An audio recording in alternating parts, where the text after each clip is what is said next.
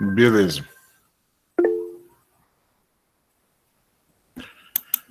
Como sempre eu digo, né, não esqueça de colocar os nomes aí de vocês, tá? Vou até deixar escrito aqui, ó, para não esquecerem. Isso é importante para mim, tá? Às vezes o aluno pede, eu tive na tua aula, mas levei falta. Daí eu vou lá, daí eu não consigo achar aqui no chat, daí eu vou lá e vejo. Não que eu desconfio, não desconfio, né?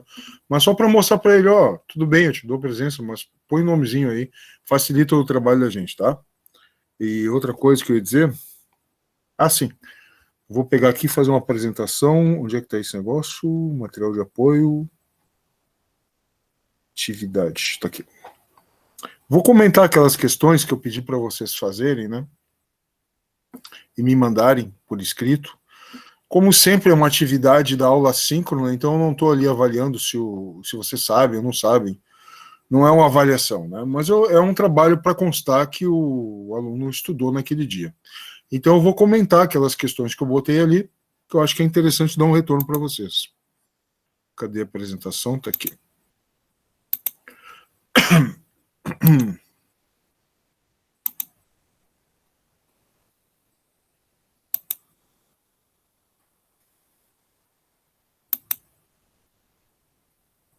Tá? Então, só para todo mundo saber, ó, aqui na aula de hoje, 2 de agosto, tem 3 arquivos. Eu tentei, não tive como colocar em 2 ou em 1, porque é muito grande.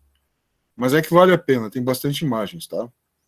E quanto a texto sobre isso, pode deixar que, como o assunto problemas ambientais não se encerra só numa aula, são várias aulas, e aí na próxima aula eu coloco um texto explicando isso aqui, tá? Assim como nessa aula síncrona eu coloquei um texto sobre mudanças climáticas, né, que eu espero que vocês tenham baixado, que é esse aqui, ó, tá? Que é basicamente aquilo que a gente falou na aula, está aqui explicitado.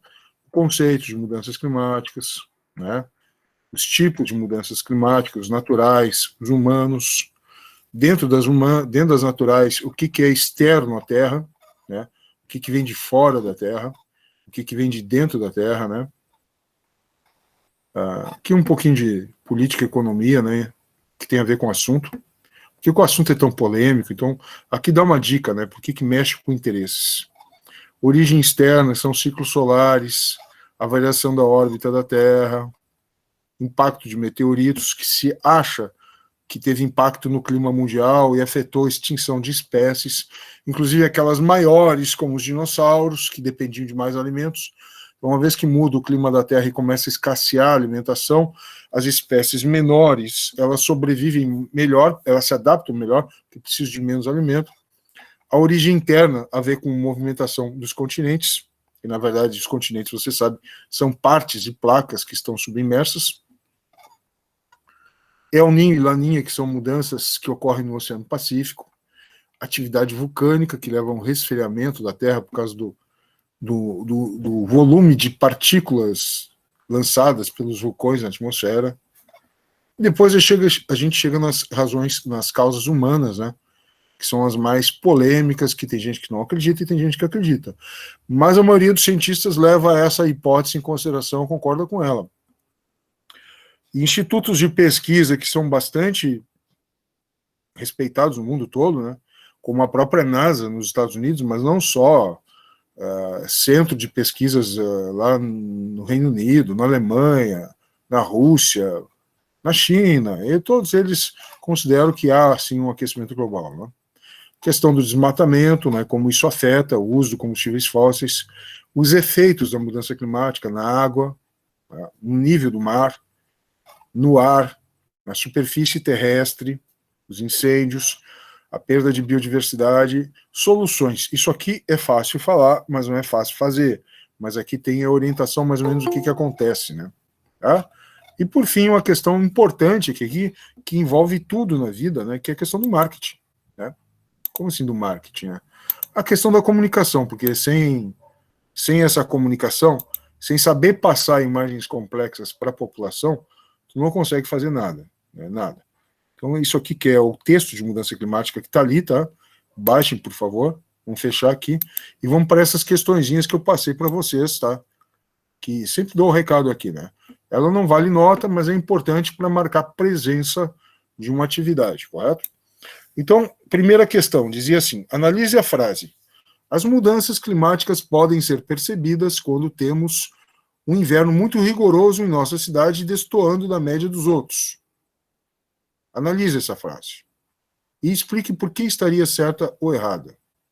As mudanças climáticas podem ser percebidas quando temos um inverno muito rigoroso na nossa cidade, isso aqui é importante, ó, não está aqui por acaso, destoando da média dos outros, ou das outras cidades, ou dos outros, o quê? Invernos, né?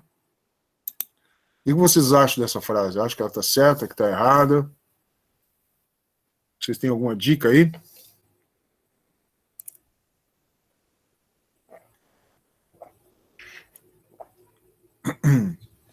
Vocês acham que tem alguma razão nisso?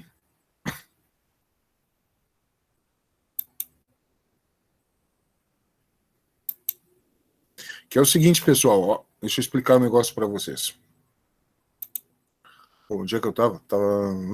Droga. Tá aqui, né? Essa frase que eu coloquei aqui, ela tem a ver com conceito de tempo e de clima, tá? Clima é uma coisa duradoura. E o clima, ele muda. Ele não tem um padrão só. Quer dizer, desculpa, o tempo muda. E os padrões de tempo atmosférico caracterizam um clima, né? Então, por exemplo, verões chuvosos, invernos secos caracterizam um tipo de clima. Invernos chuvosos, verões amenos caracterizam outro tipo de clima. Aqui no nosso clima subtropical, que tem o subtropical mais frio da serra e o subtropical mais quente, que é das regiões mais baixas do litoral e de regiões mais baixas, como Porto Alegre e a Campanha, tá? Ele é caracterizado por chuvas regulares todo o ano. Não é que chove todo dia, mas é que toda a estação do ano tem um período de chuva, tá? E tem os invernos mais rigorosos que em relação ao resto do país. Então isso é um clima normal. Então, se tu tem um inverno mais frio que o outro, isso por si só não representa uma mudança climática. Agora, se, por exemplo, ano que vem a gente continuar tendo um inverno rigoroso como foi esse, daqui a 2 anos volta a ser um inverno brando, ameno. Mas daqui a 3 anos outro inverno rigoroso. Depois, daqui a 4 anos, um inverno brando. Daqui a 5 anos, 6 anos, 7 anos, outros invernos rigorosos. Opa, acendeu uma luzinha. Tem alguma coisa aí, percebeu? Tem alguma coisa aí, porque não é o padrão, não é o normal. Tem alguma coisa aí. Aí caracteriza uma mudança climática. Mas o fato de ter um inverno, como está dizendo na frase, muito rigoroso em nossa cidade, que destoa da média dos outros do que invernos, em si não representa uma mudança do clima, tá? Então, explique por que essa frase está certa, está errada ou certa. As mudanças climáticas podem ser percebidas quando temos um inverno mais rigoroso em nossa cidade, está errado. Isso, por si só, não caracteriza uma mudança climática. Agora, se nós tivermos uma tendência nos próximos anos, pode ser que tenha. Mas quanto tempo é necessário, professor, para eu saber que houve uma mudança? Olha, por convenção, convenção o que quer dizer? Ó, convenção é mais ou menos isso. Vamos nós aqui fazer um combinado, estabelecer uma regra para o nosso jogo? Isso é uma convenção. Tá? Então, é convenção dada pelos cientistas do mundo, pelos climatólogos, que a cada 30 anos tu estabelece medições para caracterizar um clima. Então, se ocorrerem tendências e em 30 anos tu verificar, opa, tem alguma coisa acontecendo aí, então tu pode dizer que ocorre uma mudança climática, né? O aquecimento global, ele é registrado como uma coisa mais intensa desde os anos 70, antes de todos vocês nascerem, né? Então, década de 80, 90, 100, que seria 2000, né? 2010 e agora 2020, ou seja, bota aí 50 anos de alteração dos padrões climáticos, está ocorrendo uma mudança climática. Como eu falei para vocês, a questão é mais natural ou é mais humana? Certeza absoluta ninguém tem, mas existem correlações. O que quer dizer correlação? Correlação é quando uma coisa acontece junto com a outra. E dá a entender que uma coisa causa a outra. Né? Não necessariamente toda correlação corresponde a uma causa. Né? Tem correlações, coisas que acontecem juntas, que são coincidências. Né? Tu pode ter, por exemplo, todo dia que tem aquele jogo de futebol, tem maior criminalidade na cidade. Né? É uma correlação, é uma coincidência. Não que o jogo vá causar o crime, né? A gente brinca com isso, né? Tal time tá jogando lá, aquela torcida tá lá no estádio, por isso que diminuiu a taxa de crime, né? Então é uma brincadeira que se faz. Mas isso é uma correlação simples, não é uma causalidade, né? Correto? Agora, uma causalidade pode ser, olha, tem uma correlação. Quanto mais desmatamento, menos chuva. Menos chuva, maior foco de incêndio. Tem correlação aí? Tem. E tem causalidade? Uma coisa tem a ver com a outra? Sim. Entendeu? Aí tem correlação e causalidade. Agora, tem correlações que acontecem na vida, que é quando uma coisa acontece em paralelo com a outra, mas não tem a ver uma com a outra. Né? Por exemplo, vai, sei lá, imaginando aqui, né, uma bobagem qualquer, maior nascimento, maior de nascimento, passou uma revoada de cegonha no céu. Uma correlação, mas não tem nada a ver uma coisa com a outra, né? Embora tenha gente que acredite. Cegonha, tá. É uma brincadeira. Mas é uma correlação, não tem nada a ver uma coisa com a outra. Né? Então, quer dizer, isso aí tá errado, essa frase, né? Porque é um evento tópico, único, é um inverno em uma cidade, entendeu? Não é uma tendência de longo prazo. Tá? A segunda questão, a dificuldade com o tema mudanças climáticas, advém, quer dizer, ela vem de onde? De certos interesses em relação ao mesmo. Quais seriam esses interesses e de que modo eles podem interferir? Bom, é o seguinte, ó, isso é mais presente no exterior, né? Porque essas tendências, essas discussões, elas começaram no exterior. Isso é um pouco engraçado, porque quando começou esse negócio de alarde de aquecimento global, isso nos anos 70, antes disso se falava em resfriamento, sabia? Porque o que acontece? Naturalmente, tá? De tantos em tantos milênios, não é milhões, a cada 10 mil, 15 mil anos, se verificou idades glaciais. O que quer dizer isso? As calotas polares aumentam. Por quê? Porque o clima resfria, tá? Cai a temperatura global. Isso pode ter a ver com um afastamento da Terra em relação ao Sol, e depois ela volta a se aproximar. Esse afastamento diminui a intensidade dos raios solares e, portanto, diminui a temperatura e faz com que as calotas de gelo aumentem. Né? Bom, isso acontece acontece periodicamente na história da Terra.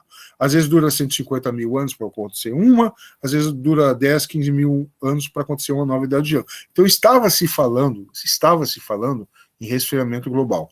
Aí quando começaram essas medições lá no Havaí, num centro meteorológico lá dos Estados Unidos, se viu que eles chamam isso de taco de hóquei. Hóquei é aquele esporte que os patinadores fazem no gelo, com um taco e um disco que tem que acertar num golzinho, né? É um esporte bem violento, até os caras têm que andar todo emborrachado, assim.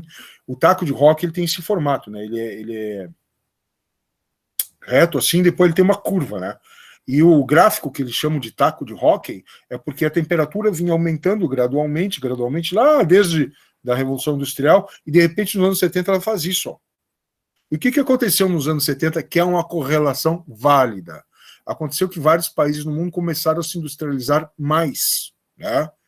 Antes a industrialização era mais restrita aos Estados Unidos, Europa Ocidental e Japão. E de repente vários países do mundo, inclusive o Brasil, né? O México, Argentina, África do Sul, Índia, começaram a ter mais indústrias. E isso não é que é culpa desse país, né? Na verdade é um processo mundial. Começaram a lançar mais emissões, emitir mais gases estufa na atmosfera por causa da queima de combustíveis fósseis, como petróleo, como carvão, etc. Né? A China ainda não tinha entrado nessa, ela vai entrar mais nos anos 80. Né? E daí o que acontece? Nos anos 80 mais calor, anos 90 mais calor, e eventualmente algum ano que diminui isso. Né? E esse ano que diminui isso pode ser até por efeito natural de uma erupção vulcânica que lança um monte de cinza na atmosfera, que bloqueia a entrada dos raios solares e diminui. Bom, mas enfim, o que acontece? Vamos voltar à questão aí, que é quais são os interesses que atrapalham, né? Obviamente que se eu falar assim, ó, se eu for uma autoridade, eu falar não dá nada, mas se eu for uma autoridade no mundo, né? Olha, nós estamos tendo um problema ambiental que não afeta só o nosso país, mas vários países. Isso pode trazer vários problemas, não só de ordem ambiental, mas política, econômica, que está havendo alteração climática e, portanto, do meio ambiente, né? E quem é que é o culpado? Quem é que é o responsável? É quem mais emite gás estufa. Tá, mas como é que você emite? Bom, tu vai chegar no final das contas, qual é o principal responsável? A indústria petrolífera. A indústria petrolífera e alguns países, governos em particular, vão ter seus interesses diretamente em foco, né? Qual que é a tendência deles? Negar. Negar. Não tem nada a ver conosco. Então, o que os caras vão patrocinar? Eles vão patrocinar estudiosos que vão fazer pesquisas para desmerecer a teoria. Mas então esses caras são comprados? Não é bem assim que funciona. Na academia, nas universidades, não é todo mundo pensa igual, tá?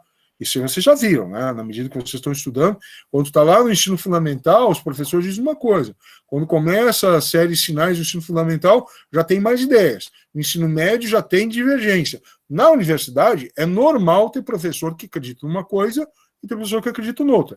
Nas áreas de humanas é mais comum, mas também tem isso nas áreas de biológicas, na economia, no direito também tem tendências do direito, né?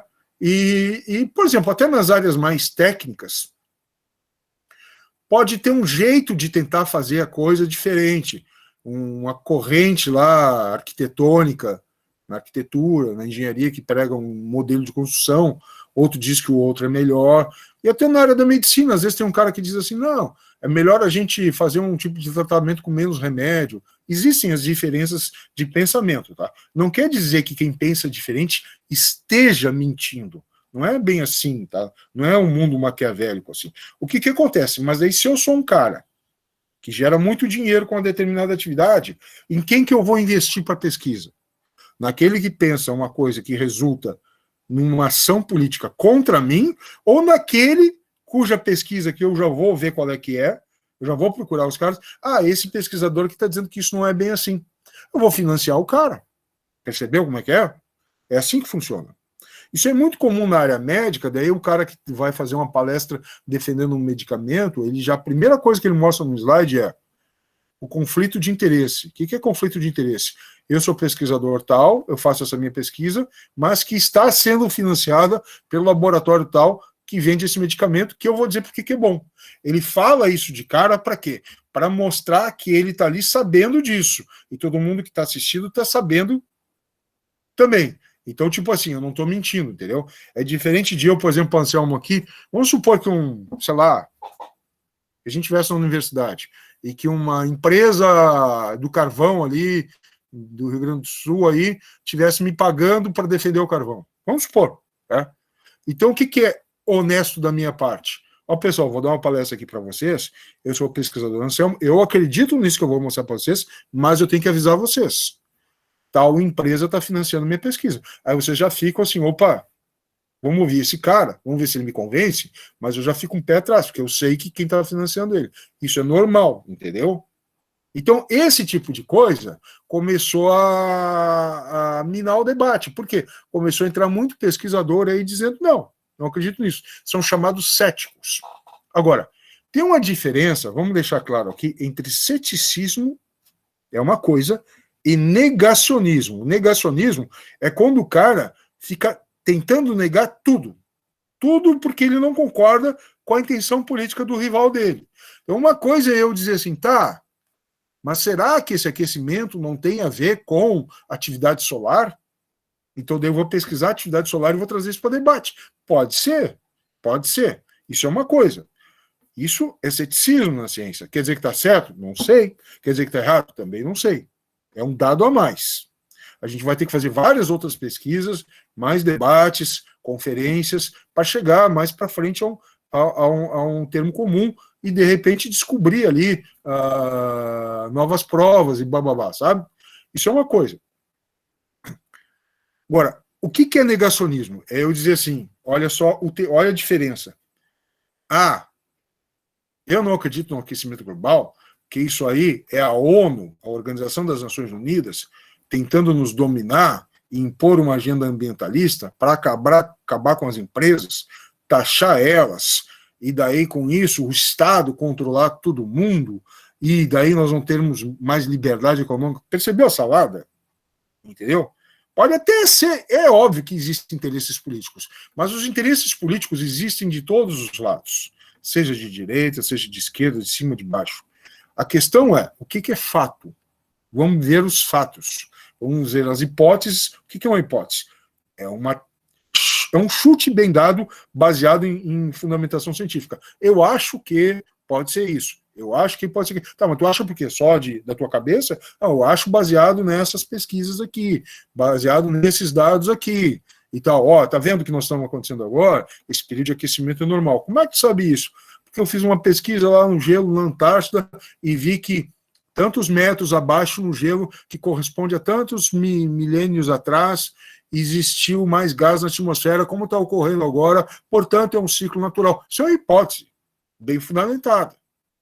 Agora, isso é diferente de dizer, eu não acredito em vocês porque vocês são tudo de tal tendência política e querem nos dominar, impondo mais impostos e bababá.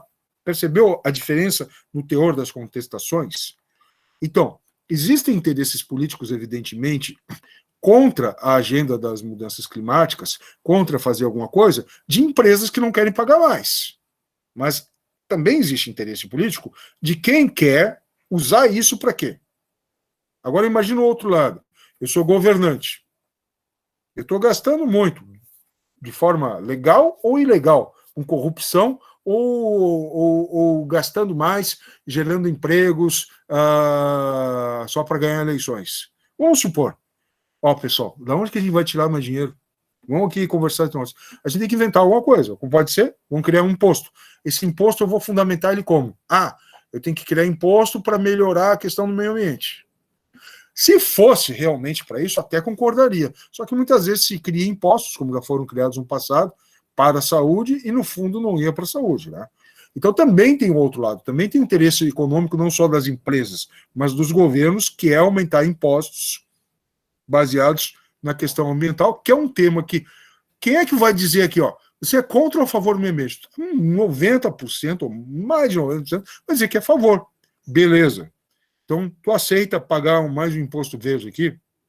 Opa, peraí. O Brasil já tem uma carga tributária altíssima. Por que vocês não pegam esse dinheiro que é usado aí para não sei o quê e canaliza ele para a questão ambiental? Também pode ser. Então, assim, a discussão, quando ela envolve, é científica. A discussão é científica. Mas quando ela envolve um tema político-econômico em volta, esse meio político-econômico interfere na questão científica. Porque, eu não concordo com isso, então eu vou financiar o cara que diz aquilo lá, o contrário do outro. Tá? Então, existem interesses por parte de quem não quer arcar com mais custos para melhoria da questão ambiental, existe também interesse daqueles que querem usar isso para tributar mais, para ganhar mais dinheiro em cima. Tem também. Né? Mas e a verdade, professor? Bom, quem sou eu para dizer o que é a verdade? Né? Mas o que eu posso dizer para vocês é que a melhor vacina contra a mentira e contra fake news e contra tendências, manipulações, é vocês procurarem ler fontes diversas. Por quê? Porque às vezes a gente vê muito a visão de um e fica viciado naquela visão. É bom ver a visão de outro. E quanto mais diversidade tu tem, mais tu vai ter liberdade de escolher. Mas eu posso ficar confuso. A confusão é um estágio antes de tu começar a decidir e pensar, né? Questão que eu posso dizer para vocês, através do que eu já li até hoje, é que a maioria dos cientistas concorda com a teoria do aquecimento global. E dentro dessa maioria que concorda com a teoria do aquecimento global, há uma tendência maior de acreditar nas causas humanas e não nas eminentemente naturais. Mas eu, como da geografia, que já li sobre geologia, climatologia, eu sei que as causas naturais existem e elas não são irrelevantes. Agora, se vocês me perguntarem qual é a maior hoje, eu não sei dizer. E desconfio muito de quem saiba, mas a maioria dos pesquisadores de ponta nisso, pessoal desses centros de estudo aí, eles dão muito peso para as causas humanas. Isso aí é um fato, tá? Agora, é bom sempre dar uma olhada. Tem alguns pesquisadores, até brasileiros, tem estrangeiro, tem brasileiro, que discorda disso. Tem aqueles que falam com fundamentação científica, que nem um tal de Molion, que lá de Alagoas, na Universidade Federal de Alagoas, que ele discorda da teoria do aquecimento global. E tu vai ouvir o cara é cientista mesmo. Mas tem aqueles outros, que eu não vou citar nome aqui para não ficar falando mal de outras pessoas, né? Mas basta dar uma zapeada aí, uma busca no Google, aí vocês já vão ver os caras, né? Que falam baseado nessas teorias conspiratórias. O papo deles é só político, tá? Então tem para todos os gostos. Tá? Tem para todos os gostos. Legal? Questão 3. Quando se discute as causas das mudanças climáticas, costumamos excluir seus fatores naturais, esquecendo que eles também podem existir. Aponte uma dessas causas naturais, uma delas, e explique como interfere no clima do planeta. Tá? Alguém aí tem na mente alguma dessas causas naturais? Uma delas? Gostaria de falar?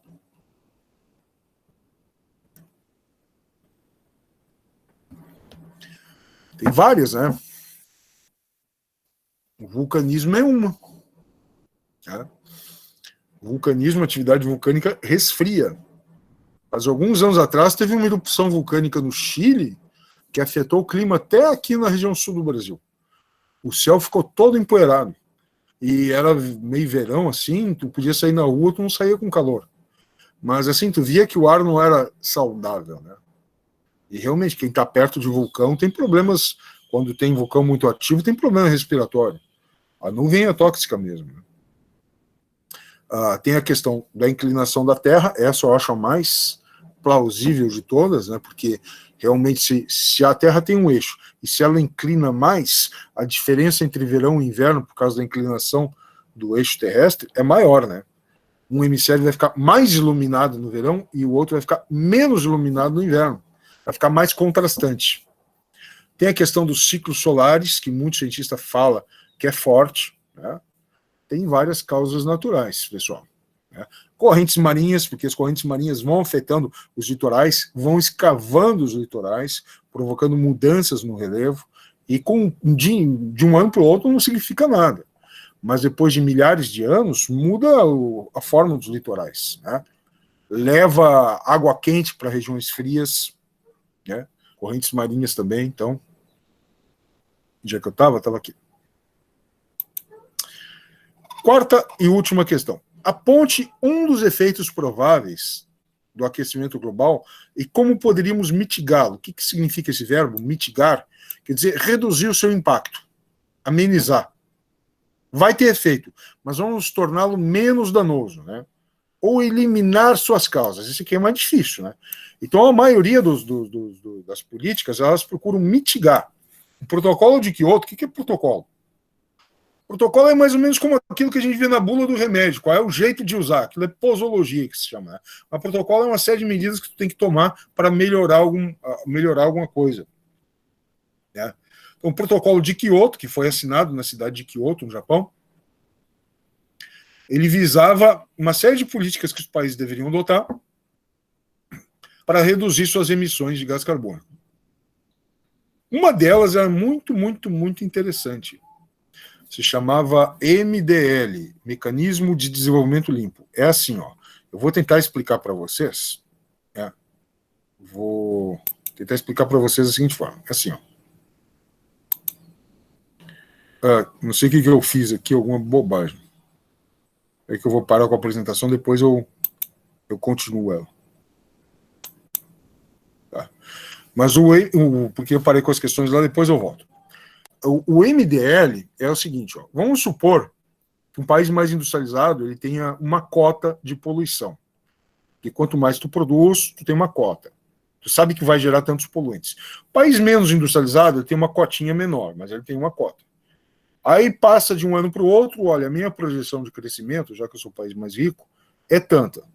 E a tua, mais pobre, é menos. Mas tu tem direito a essa cota. Tu não quer me vender uma parte dela para eu produzir mais? Aí vamos supor que eu pertenço a um país X lá da Ásia. Tá, eu vou vender ali para a China, ou para o Japão, que é mais industrializado. Aí ele me dá dinheiro. Ele comprou minha cota. Tá. Esse dinheiro que ele me deu, tá, tu pode usar esse dinheiro. Pô, eu tenho direito, eu estou te pagando, a produzir mais. Daí eu vou jogar mais poluente na atmosfera. Mas esse dinheiro que eu estou te pagando, tu vai usar numa atividade sustentável. Mas que diabo de atividade sustentável eu vou fazer? Várias. Agricultura mais orgânica, reconstituir áreas de mineração, que houve degradação do meio ambiente, várias coisas eu posso fazer. Mas uma delas é muito interessante, é o reflorestamento. Ou o florestamento, são duas coisas diferentes, tá? Florestamento é colocar uma floresta onde antes não havia. E reflorestamento é tentar recompor a floresta que foi destruída. Porque na hora que as árvores estão crescendo, quanto mais cresce a árvore, tu sabe que, como é um ser vivo, ela tem um elemento carbono na sua composição. Ela absorve carbono que está na atmosfera, né? Quanto mais ela cresce, mais carbono que está na atmosfera é absorvido pelas plantas no seu crescimento. Então eu diminuo a taxa de gás carbônico na atmosfera. Ao diminuir a taxa de gás carbônico na atmosfera, que é o principal gás que retém os raios solares, eu diminuo o efeito estufa. Eu diminuo o calor, entendeu? Então, quanto mais árvores, mais há sequestro de gás que gera o aquecimento global, mais a absorção dele. E realmente, tu tem vários países no mundo que incrementaram muito a atividade de florestamento. E ela passou a dar dinheiro. Por quê? Porque ao invés de tu importar madeira de país que tem floresta nativa, tu importa madeira de país que plantou a árvore. Os biólogos mais rigorosos, radicais, eles dizem, não, isso não é florestamento. Eu sei que não é. Porque floresta inclui, subentende um ecossistema complexo, variado, com várias espécies interagindo. E às vezes essas florestas, entre aspas, são só árvores colocadas lado a lado, né?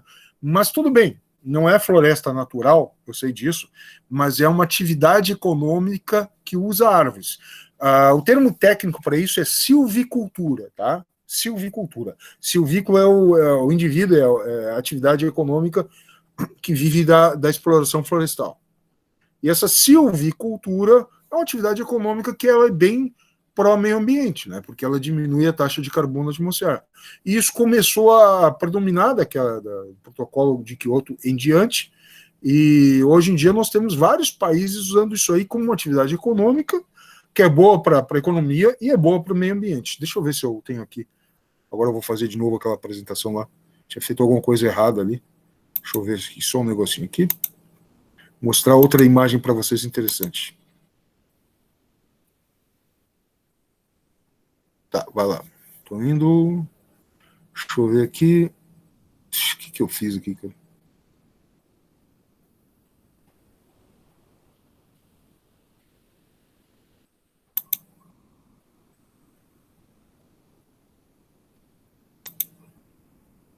Me digam se vocês estão vendo essa imagem legal aqui, ó, só um pouquinho.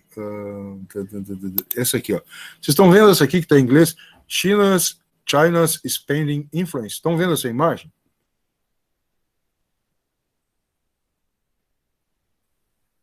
Que tem um mapinha mundo aqui. Beleza, obrigado. É que apareceu um negócio na minha tela lá que não fez sentido. Então, aqui tu tem um planisfério, mais ou menos, né, meio cortado aqui com essa legenda, tem a China aqui, tá? E tem a expansão da influência econômica dela, tá? Na agricultura, no florestamento, que é a criação de áreas florestais onde não havia, e na mineração, tá? Essa linha aqui é o cinturão, né, belt, da nova Estrada da Seda. É uma coisa antiga, né? O caminho da Rota da Seda, onde na Idade Média lá os navegadores iam até a China, Marco Polo, pegar especiarias e trazer para a Europa, sabe? Já ouvido falar nisso, né? Então agora a China está construindo com vários países uma estrada que a liga, passando pelo centro da Ásia, aqui passando pela Turquia, ligando até Moscou na Rússia, e aqui um porto provavelmente Roterdã, na Holanda, até aqui a Itália. Isso aqui vai ser muito importante para o desenvolvimento econômico e também, quando tu gera renda e dinheiro, tu diminui os conflitos, sabe? Isso é uma correlação boa. Quanto mais comércio, mais renda, mais emprego, menos conflito. Parece uma coisa óbvia, né? Mas aí que tá. Aqui estão as áreas onde a China investe, né? Na agricultura, principalmente nesse país aqui, em Myanmar. Ela também investe na Rússia. Como é que ela investe? Ela compra terras, né, acquired ou leased, aluga, né, terras alugadas ou compradas por companhias chinesas. Então veja que a atividade agrícola é importante para ela para gerar alimento para o seu país, né. Então, em azulzinho aqui, né? Então, na Rússia, ela principalmente na atividade agrícola, mas também no florestamento. Olha só aqui, ó. DRC é, né, República Popular da China, né? A sigla. Então, aqui está, ó, na atividade de plantio. Aqui, nesse país africano, né? Ela também planta bastante, né? E na atividade de mineração, né? No Peru, que tem muita jazida mineral, e aqui no República Democrática do Congo, né? Tá certo? E ela também planta aqui, ó. Tá? Então veja que. Tá, mas ela planta por questões de se preocupar com o meio ambiente, acaba ajudando, mas é óbvio que é para conseguir madeira para suas atividades econômicas, né? Mas é uma atividade que tem muito a ver com essa surgimento dessa questão ambiental, tá? Isso é uma coisa relativamente nova, né? E claro que tudo isso aí leva à expansão da segurança e defesa mundial, né? Isso aqui é um mapa da África, com várias zonas de conflitos. Isso aqui, tudo aqui em pontinhos, são focos de atividade terrorista e guerrilheira na África, tá? E se a gente olhar aqui os nomes que estão aqui, tá? Islamic State, Jamaat, tudo fundamentalista islâmico radical, né? Não que todo islâmico seja, mas esses grupos aqui são chamados jihadistas. Eles acham que vão fazer revolução com a jihad, né? Que é a Guerra Santa. E daí, claro, que países europeus, como Bélgica, Rússia, Reino Unido, Alemanha, França, o caso dos Estados Unidos, que não é europeu, né? E vários países aqui do outro lado, aqui, Israel, Turquia, né? Itália, são países que interferem nos governos desses países africanos para não deixar os governos virarem contra os seus interesses, porque a África é riquíssima em mineração, né? Então, só para ter uma ideia. E aqui, nesse paísinho aqui, ó, Djibouti, tem a maior base militar africana que foi construída pela China. Tá? Ela está começando a entrar nesse jogo aí, porque aqui tu tem o canal de Suez, que é aquele canal lá onde o navio travou tudo, faz algumas semanas, alguns meses atrás, travou o comércio mundial, né? Então, vários produtos saem aqui da Europa, passam aqui pelo Mediterrâneo, passam por esse canal de Suez, adentro do Mar Vermelho, passam por esse estreito chamado Bab el-Mandeb e passam pela Somália. Só que aqui tem piratas somalis. Pirata somali não é pirata como nos filmes, né? Antigo. É pirata com lancha e canhão e metralhadora, né? E daí os caras abordam esses navios. Então essa base militar não está aqui por acaso. É para garantir que a produção que vai para a China e da China que vai para esses países passe em segurança aqui. Né? Então, assim, ó, não existe comércio mundial sem forças armadas garantindo isso aí, não, viu? Essa é a tendência mundial. Tendência não, isso já é fato há muito tempo, né? Aqui, que mais aqui que eu vou mostrar? Isso aqui... isso aqui é interessantíssimo ver que em 2000, os países em azul eram os países que mais tinham comércio com os Estados Unidos. E os países aqui, nesse laranjinha, eram os países que mais tinham comércio com a China. Isso em 2000, tá? O que está acontecendo? Não está descendo? Droga. Tá. Em 2020, aqui tu tem os países em azul que mais comercializam com os Estados Unidos e os países em laranja que mais comercializam com a China. Virou o jogo, né? Aqui tem um gráfico mostrando o percentagem do volume total de comércio mundial, né? No ano 2000 era Estados Unidos e uma parcela bem menor para a China. Na medida que foram passando os anos, 2005, 2010, 2015, 2020, isso aqui caindo, né? Tá? Então, hoje em dia, praticamente 75% do comércio mundial, quase isso é com a China, e uns 25%, um pouco mais de 25%, desculpe, com os Estados Unidos da América, né? Então, isso é só para vocês terem uma ideia que nada é fixo, nada é permanente, né? A aula não é sobre China, mas como falei sobre a questão lá do florestamento e do país ser um dos países que mais floresta áreas no mundo por interesse econômico, mas acaba tendo impacto ambiental, resolvi comentar isso com vocês também. E só para ter uma noção do que esse país é, tá? Aqui tem uma comparação do território chinês, desculpa, não é território, tá? É a China em perspectiva pelo tamanho da sua população, tá? Não é tamanho territorial, é população. quantas populações mundiais cabem dentro do que seria a população chinesa? Aqui está o Brasil com seus 212 milhões e 600 mil, os Estados Unidos da América com seus 331 milhões de habitantes, depois vários outros países aqui, França, Alemanha, Ucrânia, Polônia aqui, né, tudo em verdinho, né, maioria europeu, Austrália aqui, né, o que caberia de população dentro da população chinesa, né? Então, realmente, pessoal, se tu parar para pensar, é um mundo de consumo aí. E é gente consumindo carne, consumindo alimento. Claro que o padrão de vida do interior da China não é a mesma coisa das elites litorâneas, tá? Aqui tu tem padrão de vida semelhante a certos estados americanos, e aqui do interior tu tem padrão de vida em alguns lugares semelhante a alguns países africanos, tá? Tu tem a desigualdade no interior da China.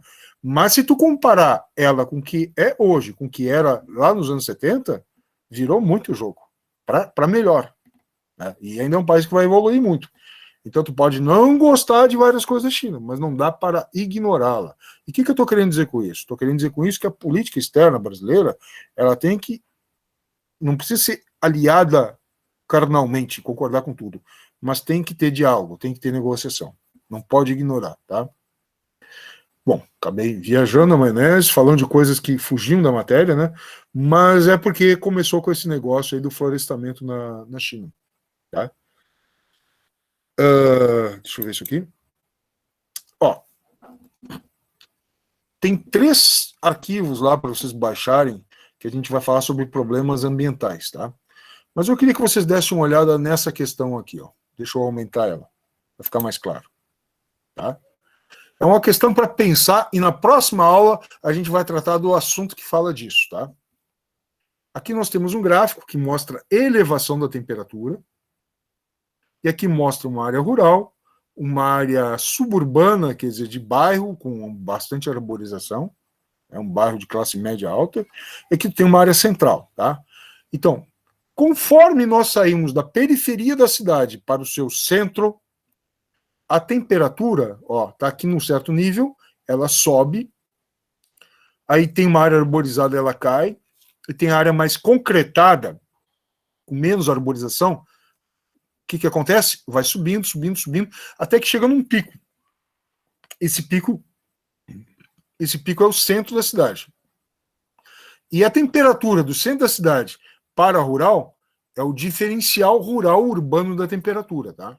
A gente chama isso aqui do meio mais elevado de ilha de calor, tá?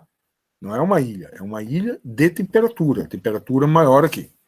Então, o que diz a questão? A representação esquemática remete a um dos mais importantes e interessantes aspectos das modificações climáticas induzidas, que quer dizer isso, geradas pela ação humana nas cidades.